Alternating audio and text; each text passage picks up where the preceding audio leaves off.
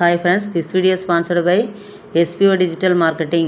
இந்த digital மார்க்கெட்டிங்கோட website link description பாக்ஸில் கொடுத்துருக்கேன், நீங்கள் விசிட் பண்ணி பாருங்கள். இப்போ அது தொடர்பாக சின்ன வீடியோ கிளிப்ஸ் பார்த்துட்டு நம்மளோட வீடியோக்குள்ளே போகலாம். ஸ்கிப் பண்ணாதீங்க. பெரிய தப்பு. தினம் ₹300 சம்பாதிக்க அரிய வாய்ப்பு. இன்ஸ்டாகிராம், ஃபேஸ்புக் பயன்படுத்த தெரிந்தால் போதும். Content post and content publishing மூலமா தினம் ₹300 சம்பாதிக்கலாம். இந்த வேலை செய்ய 5 நிமிடம் போதும். Work training support, group communication support, all language customer live chat support, முக்கியமா சொந்தமா ஒரு பிசினஸ் ஸ்டார்ட் பண்ற அளவுக்கு உங்களால கற்றுக்கொள்ளவும் முடியும், சம்பாதிக்கவும் முடியும். இந்த வேலை வாய்ப்பு வழங்குவது 5 வருடத்திற்கு மேல ரன் ஆகிட்டு இருக்க நம்ம தமிழ்நாட்டு company school of business organisation private limited. மேலும் விவரங்களுக்கு டிஸ்கிரிப்ஷன்ல கொடுத்திருக்க நம்பருக்கு வாட்ஸ்அப் பண்ணுங்க. ஹாய் ஃப்ரெண்ட்ஸ், இன்றைக்கி நம்மளுடைய காணொலியில் துளசி சம்மந்தமாக தான் பார்க்க போகிறோம். துளசி என்றால் தூய்மையும் ஆரோக்கியமும் குறிக்கும் ஒரு புனிதமான செடி. சரிங்களா? இந்த செடி இந்தியாவில் ஆயிரக்கணக்கான ஆண்டுகளாக மருத்துவ பயன்பாடுகளாக பயன்படுத்தப்பட்டு வருகிறது. இதன் இலைகளில் யூஜினால், கார்வக்ரோல் என்ற இயற்கை வேதிப்பொருட்கள் உள்ளன. இவை உடலின் நோய் எதிர்ப்பு சக்தியை அதிகரிக்கவும் கிருமிகளை அழிக்கவும் உதவுகிறது. துளசியின் வகைகள் பார்த்திங்கன்னா 2 முக்கியமான வகைகள் உள்ளது. அது என்னென்னு பார்த்தா, ஒன்று கிருஷ்ண துளசி, அதாவது கருப்பு துளசின்னு சொல்லுவாங்க. 2வது ஸ்ரீ துளசி, அதாவது பச்சை துளசின்னு சொல்லுவாங்க.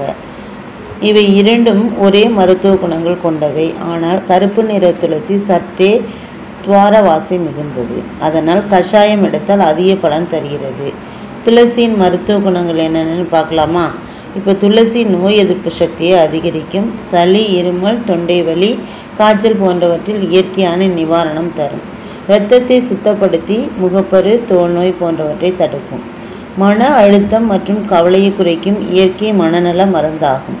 நீரிழிவு நோயை கட்டுப்படுத்தவும் இதய ஆரோக்கியத்தை காக்கவும் இது உதவுகிறது. துளசி இலைகள் நச்சுப் பொருட்களை உடலிலிருந்து வெளியேற்றும் திறன் உடையது. ஆயுர்வேதத்தில் துளசியை மூலிகைகளின் ராணி என்று அழைப்பார்கள். அது காரணம் உடல், மனம், ஆன்மா 3ஐயும் சமநிலைப்படுத்தும் திறன் உள்ளது. துளசியை பயன்படுத்தும் வழிகள் என்னென்னு பார்க்கலாமா?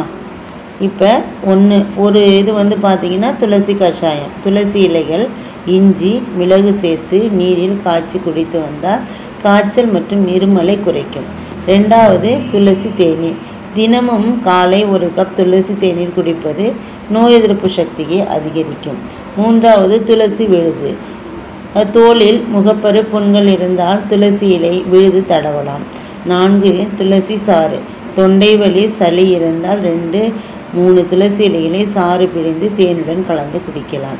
5வதாக பார்த்திங்கன்னா ரொம்ப இம்பார்ட்டன்ட்ங்க, இது ஆன்மீக முக்கியத்துவம் வாய்ந்தது.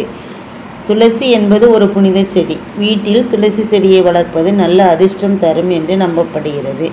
இது வீட்டின் காற்றை தூய்மைப்படுத்தும், எதிர்மறை ஆற்றலை நீக்கும். துளசி பூஜை தினம் செய்து வந்தால் மன அமைதியும் நிம்மதியும் கிடைக்கும். துளசி ஒரு சிறிய செடிதான், ஆனால் அதன் சக்தி மிகப்பெரியது. அது நமக்கு ஆரோக்கியம், அமைதி, ஆன்மீகம் 3ஐயும் வழங்கும் ஒரு தெய்வீக மூலிகை.